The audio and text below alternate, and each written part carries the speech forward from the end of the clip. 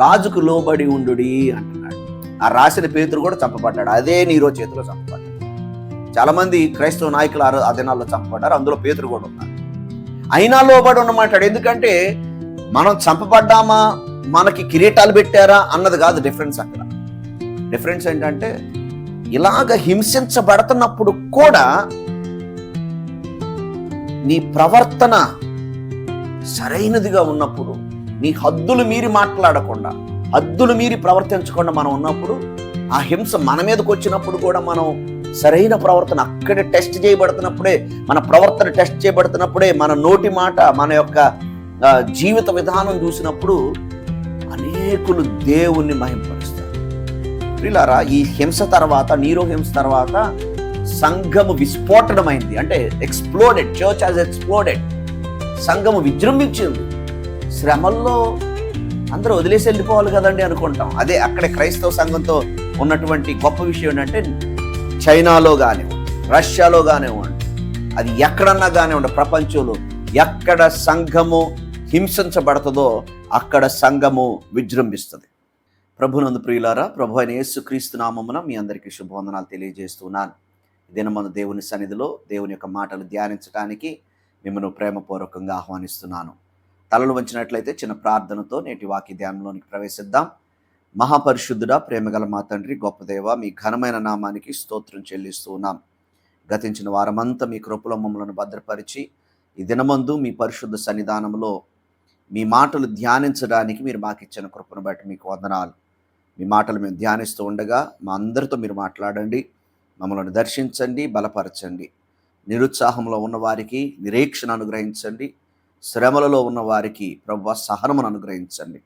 గొప్ప కార్యాలు ఈ దినమందు మా జీవితాల్లో మీ మాటల ద్వారా జరిగించమని యేసు దివ్యనామమున అడిగి వేడుకొంచున్నాము తండ్రి, ఆమేన్.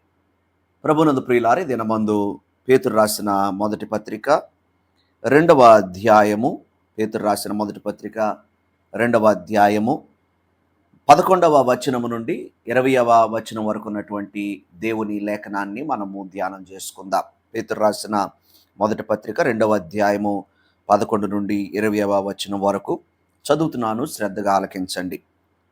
ప్రియులారా, మీరు పరదేశులను యాత్రికులనై ఉన్నారు గనుక ఆత్మకు విరోధముగా పోరాడు శరీరాశలను విసర్జించి, అన్యజనులను మిమ్మును ఏ విషయములో దుర్మార్గులని దూషింతురో ఆ విషయములో వారు మీ సత్క్రియలను చూచి వాటిని బట్టి దర్శన దినమున దేవుని మహిమపరచునట్లు వారి మధ్యను మంచి ప్రవర్తన గలవారై ఉండవలనని మిమ్మును బతిమాలుకొనుచున్నాను.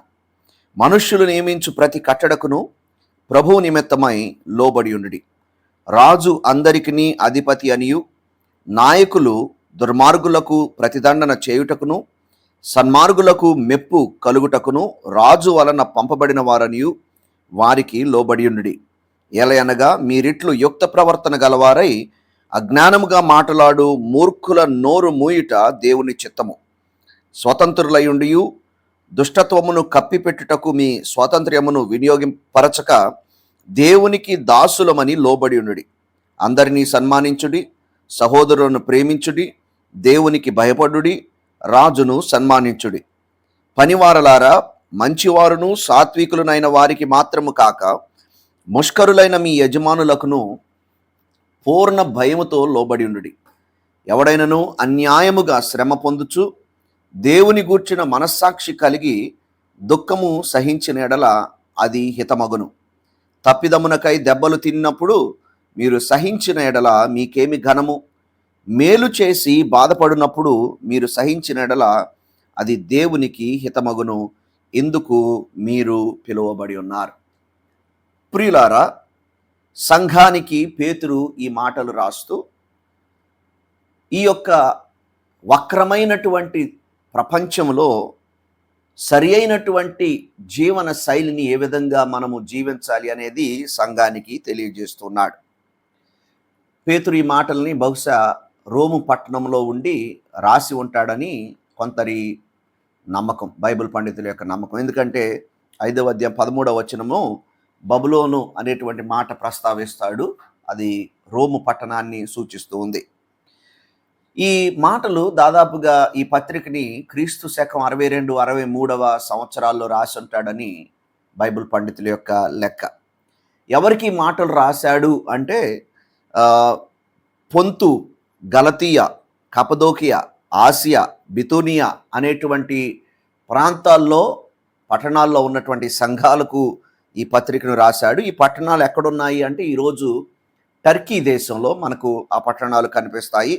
ఆసియా మైనర్ లేదా చిన్న ఆసియా అనేటువంటి ప్రాంతము, టారస్ అనేటువంటి పర్వత శ్రేణి యొక్క అవతల భాగంలో ఉన్నటువంటి పట్టణాలు ఈ పట్టణాలు క్రీస్తు పూర్వము 1వ శతాబ్దము మధ్య భాగంలోనే గ్రీకు అదేవిధంగా రోమనుల యొక్క సంస్కృతి చేత ప్రభావితం చేయబడినటువంటి పట్టణాలు.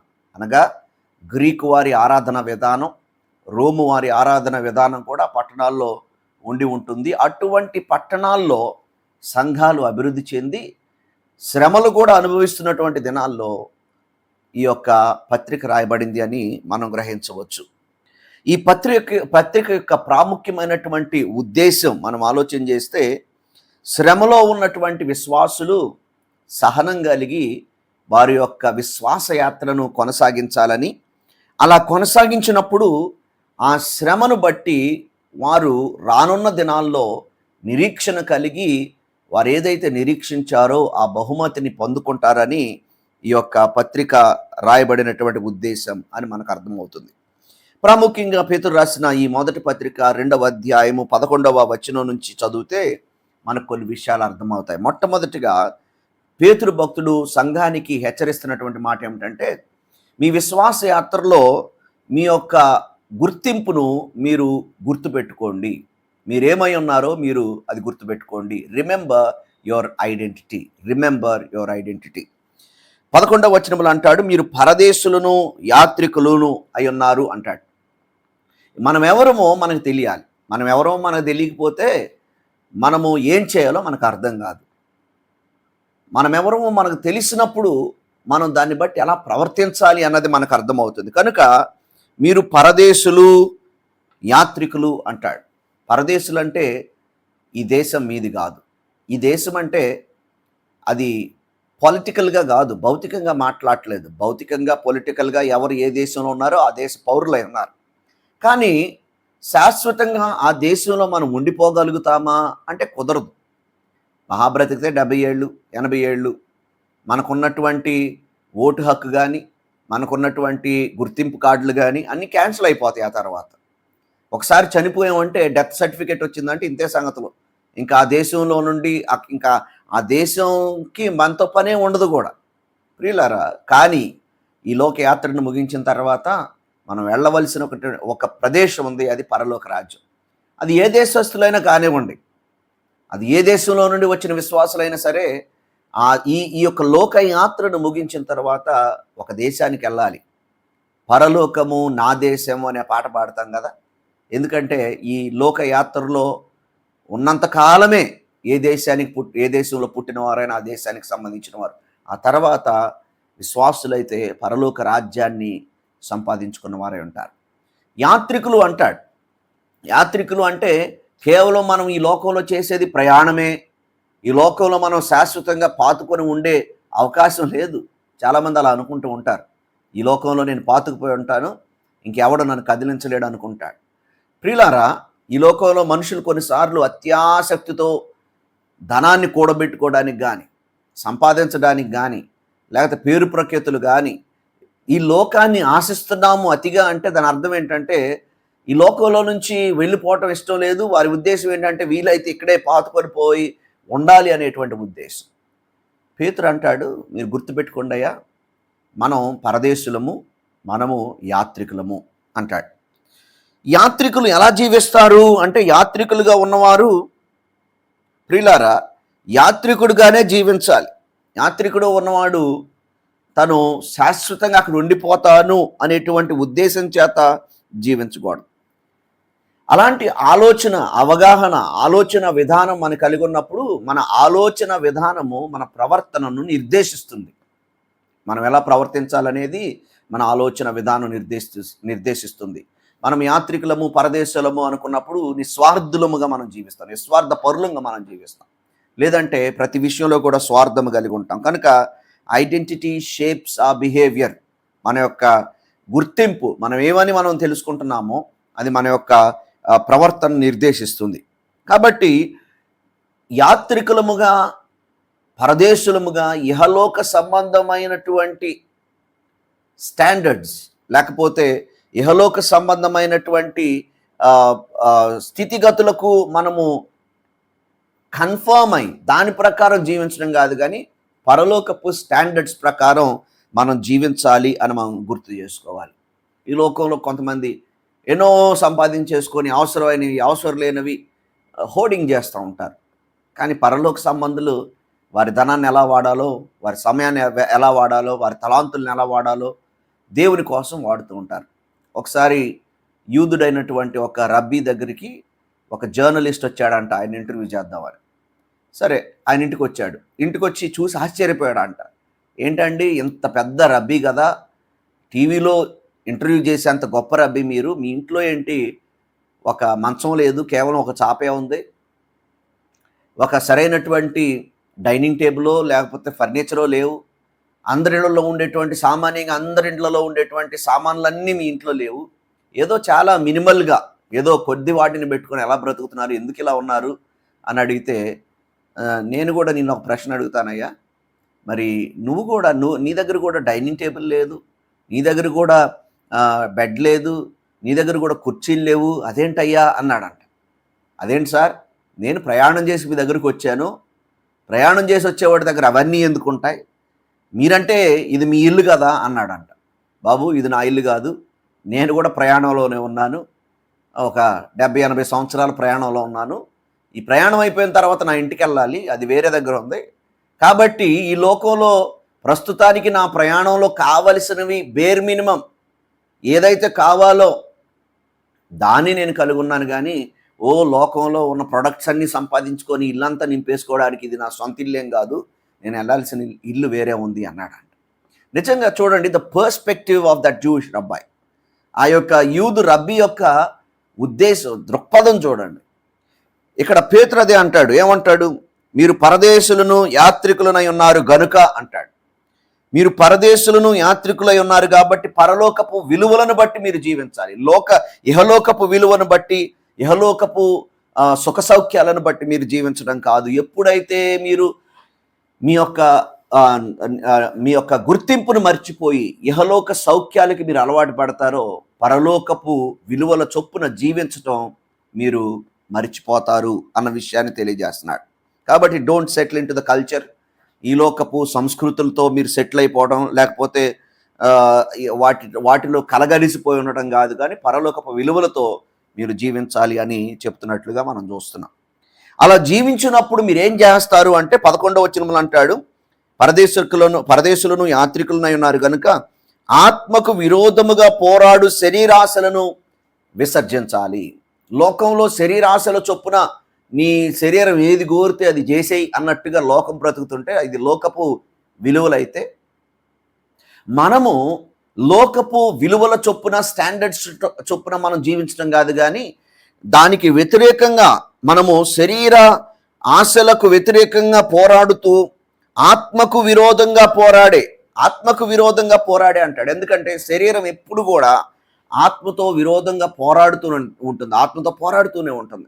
శరీరానికి కావలసింది ఒకటి, ఆత్మకు కావలసింది ఒకటి. ఎందుకంటే శరీరము ఇహలోక సంబంధమైనది, ఆత్మ పర సంబంధమైనది. కాబట్టి ఈ రెంటి యొక్క ఆశలు ఎప్పుడు కూడా వైరుధ్యంగానే ఉంటాయి, విభిన్నంగానే ఉంటాయి, ఒకదానికి ఒకటి పోటీ పడుతూనే ఉంటాయి.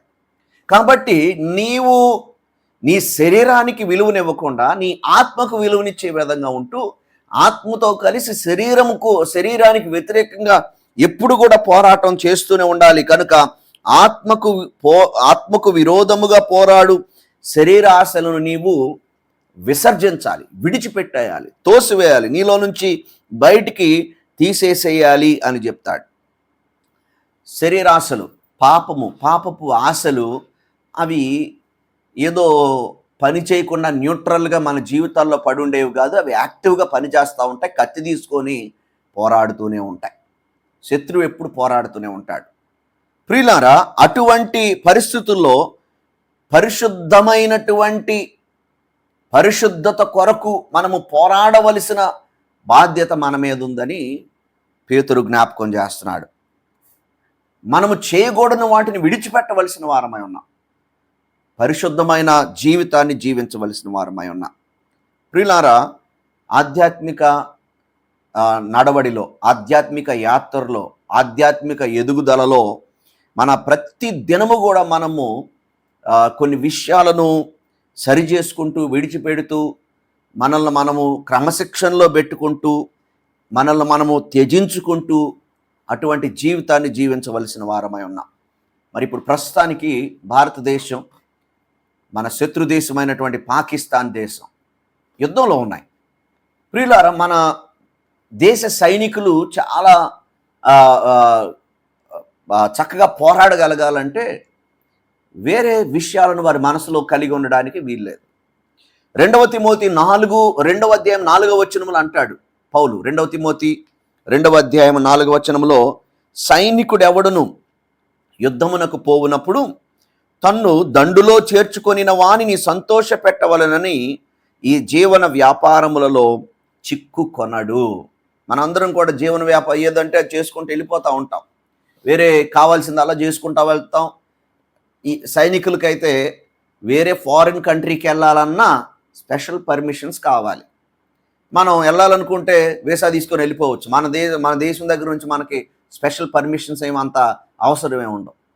ప్రియులారా, గమనించండి, ఆ సైనికుడు తనను ఎవరైతే పనిలో పెట్టుకున్నారో, ఏ దేశమైతే పనిలో పెట్టుకున్నదో ఆ దేశాన్ని సంతోషపెట్టడానికి తన జీవన వ్యాపారాల్లో చిక్కుకొనకుండా దాని కొరకే తన్ను తాను ప్రతిష్ఠించుకున్న వానిగా ఉంటాడు.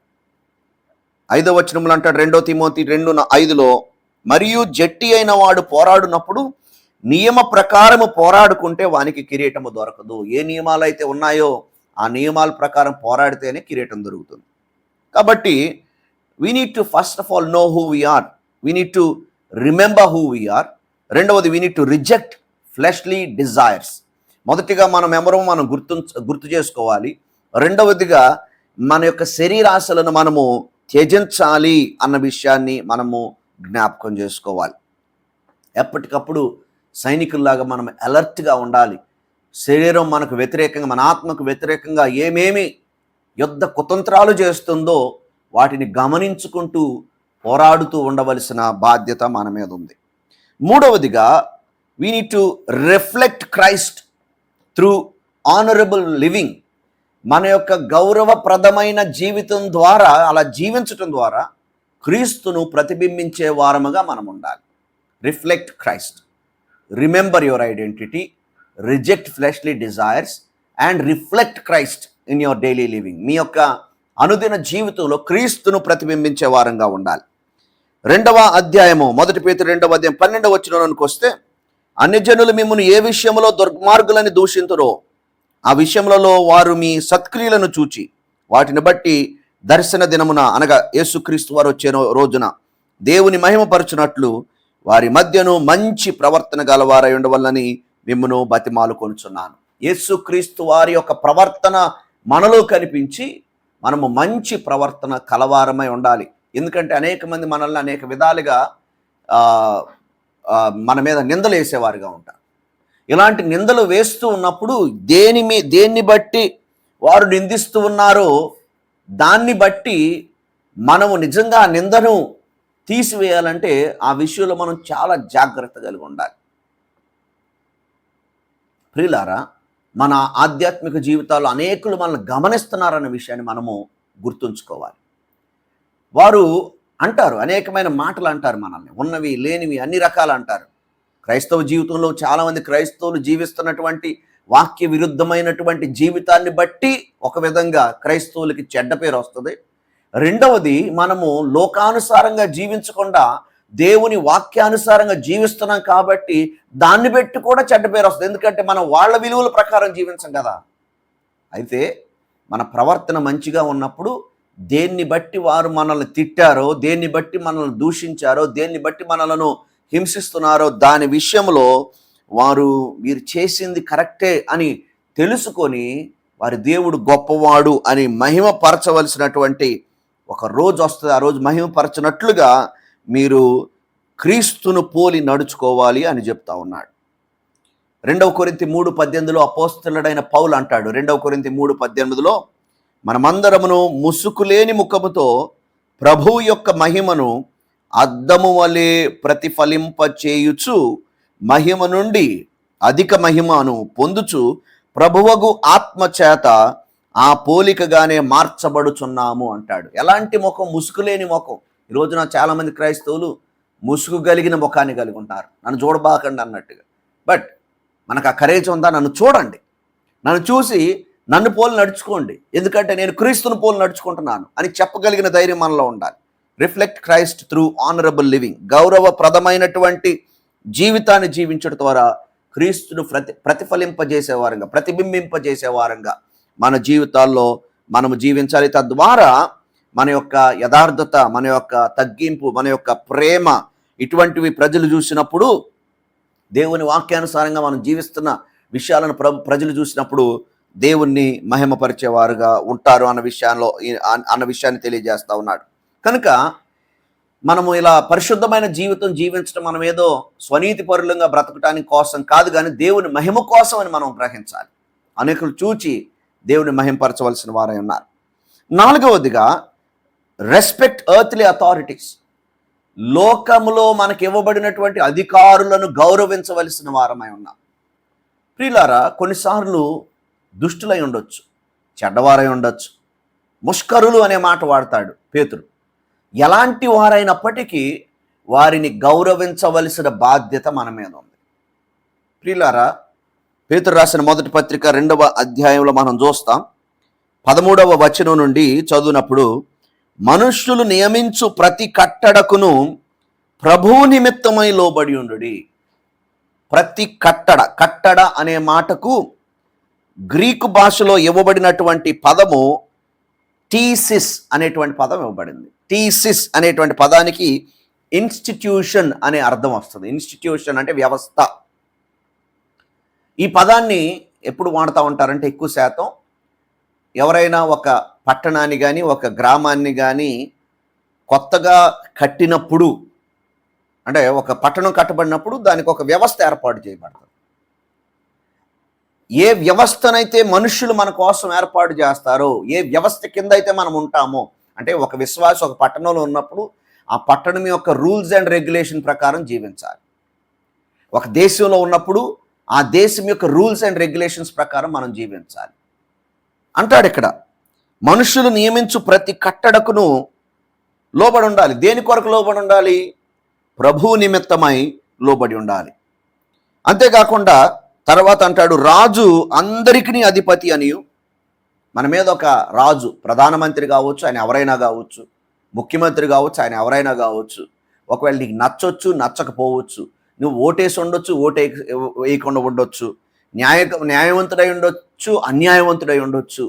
రాజు అందరికీ అధిపతి అనియు, నాయకులు దుర్మార్గులకు ప్రతిదండన చేయుటకును సన్మార్గులకు మెప్పు కలుగుటకును రాజు వలన పంపబడిన వారనియు వారికి లోబడి ఉండుడి. మంచోళ్ళకి మేలు చేస్తారు, చెడ్డవాళ్ళకి కీడు చేస్తారు. కొన్నిసార్లు రివర్స్ కూడా అవచ్చు. అందుకే ఆ క్లాజ్ తర్వాత పెట్టాడు, ముష్కరులైన యజమానులు అనే మాట కూడా అంటాడు. సహజంగానైతే ఇలా చేస్తారు. మంచి వాళ్ళకి మేలు, చెడ్డవారికి, దుర్మార్గులకు వారు శిక్షణ ఇచ్చేవారు. కాబట్టి మీరు ఏ విధంగా జీవించాలి అంటే వారికి లోబడి ఉండండి అంటాడు. స్వతంత్రులయుండియు దుష్టత్వమును కప్పిపెట్టుటకు మీ స్వాతంత్ర్యమును వినియోగపరచక. అంటే మీరు ఎవరికి వాస్తవానికి లోబడి జీవించక్కర్లా. ఎందుకు అంటే మీ యొక్క నియమ నిబంధనలు, మీరు పాటించేటువంటి విలువలు అన్ని రూల్స్ కంటే మించి ఉంటాయి. అంటే ఉదాహరణకి ఒక మర్డర్ చేస్తే జైలుకి వెళ్తారు.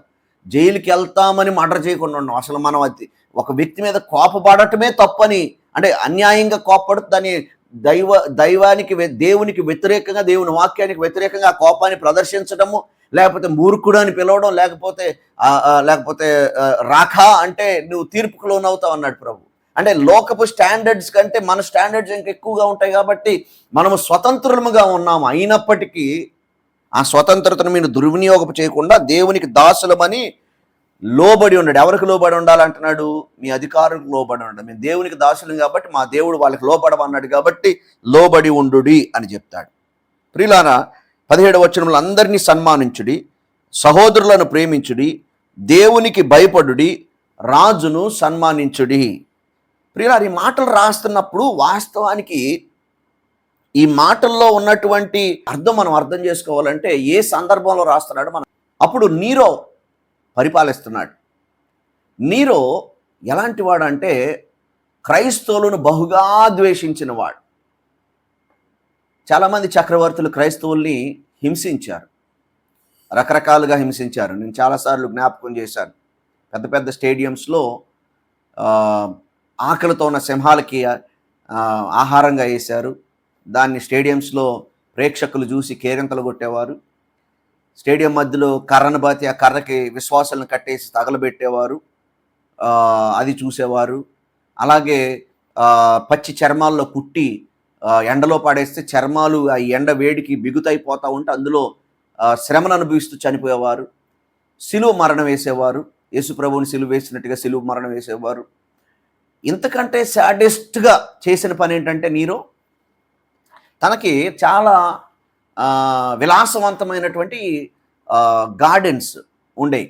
చాలా విలాసవంతమైనటువంటి గార్డెన్స్ ఉండేవి. అందులో కూర్చొని సంగీతం, ఆనందం అంతా ఉండేది. డ్యాన్స్లు, అన్ని కార్యక్రమాలు.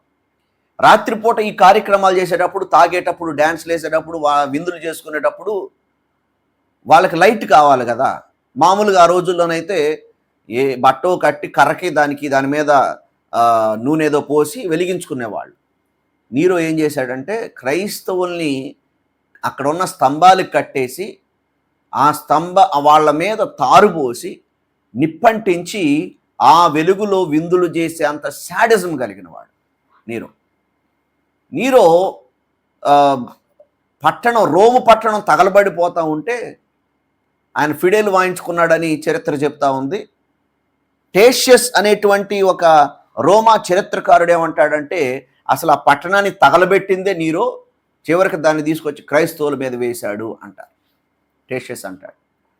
ప్రియులారా, ఎందుకు ఇవన్నీ చేశాడు, ఎందుకు ఎంత ద్వేషించాడంటే కారణాలు. నేను దేవుణ్ణి అని చెప్పుకుని నన్ను ఆరాధించండి అని విగ్రహాలు ఎక్కడ పెడితే అక్కడ పెట్టి ఆరాధించమంటే క్రైస్తవులు ఆరాధించరు. రెండవది, మరొక ప్రక్కన క్రీస్తు మా రాజు అని చెప్తారు.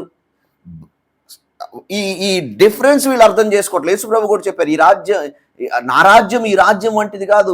ఈ భౌతికమైన పొలిటికల్ కింగ్డమ్ వేరు, స్పిరిచువల్ కింగ్డమ్ వేరు.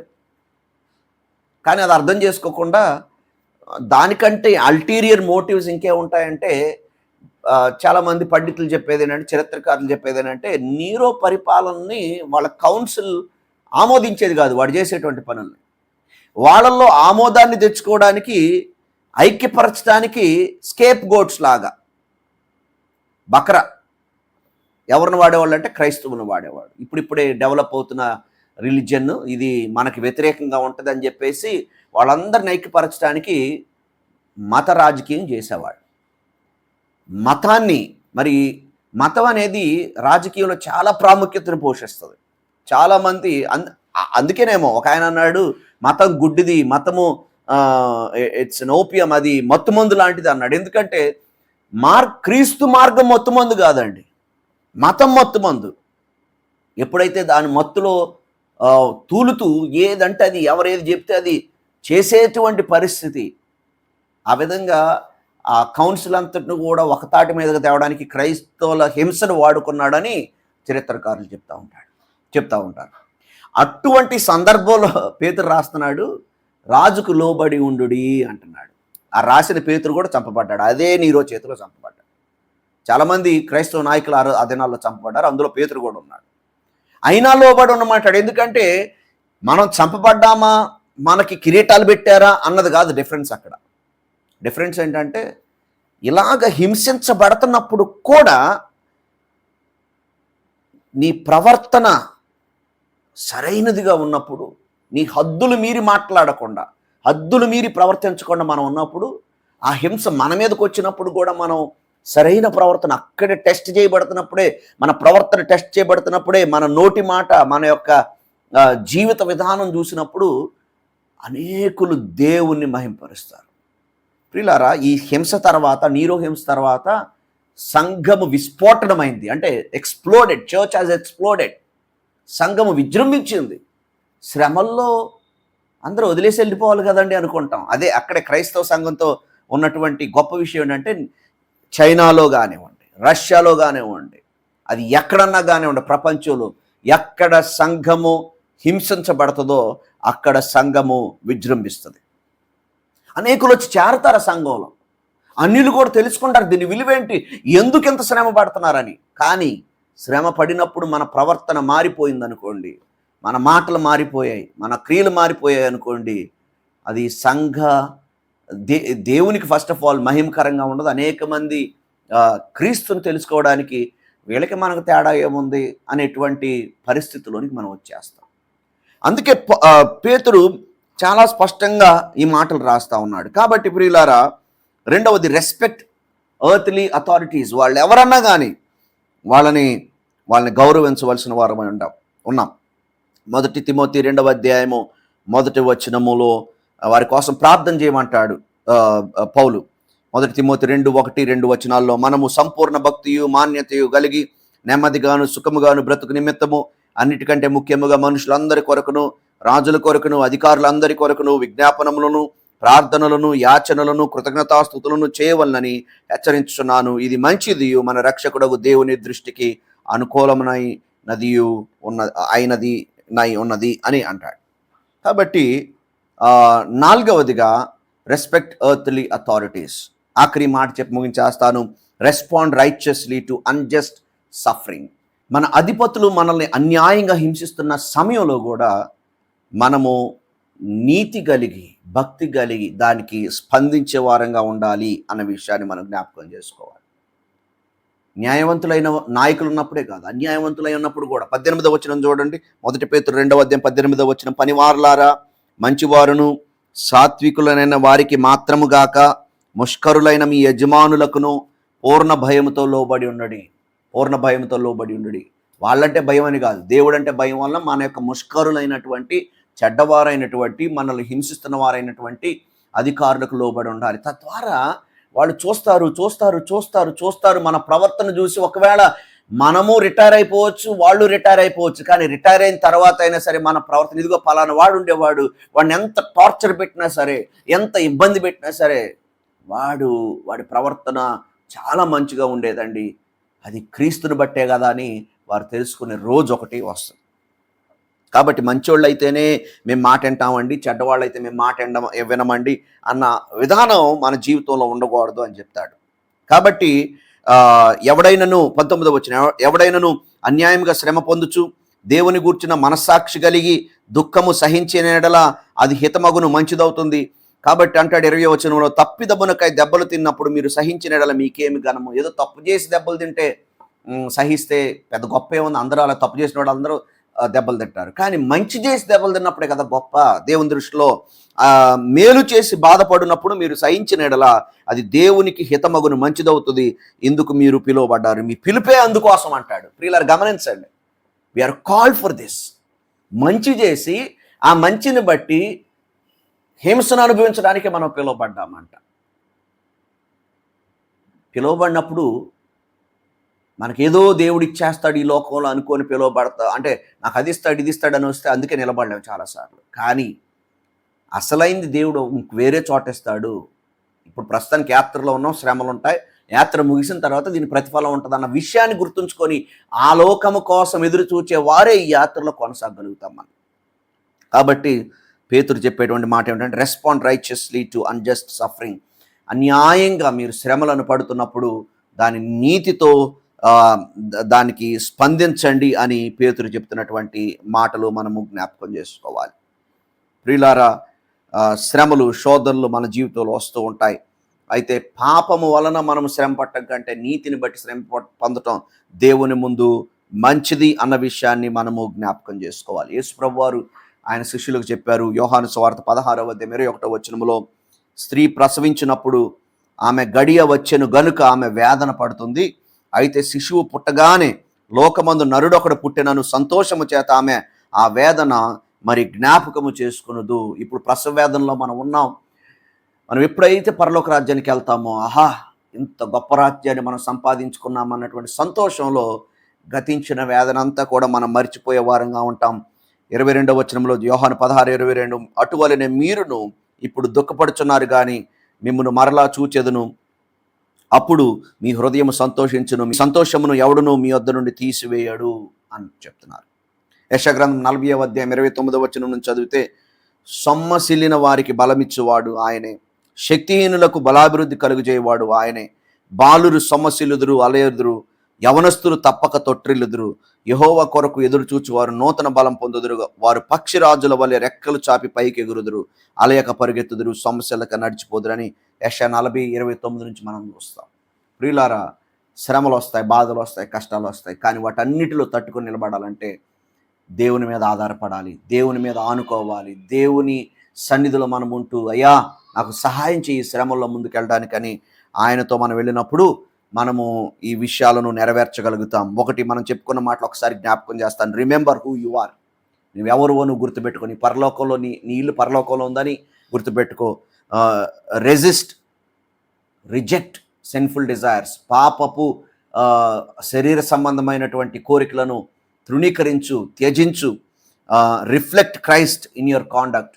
నీ యొక్క ప్రవర్తనలో క్రీస్తును ప్రతిబింబింపచేయి.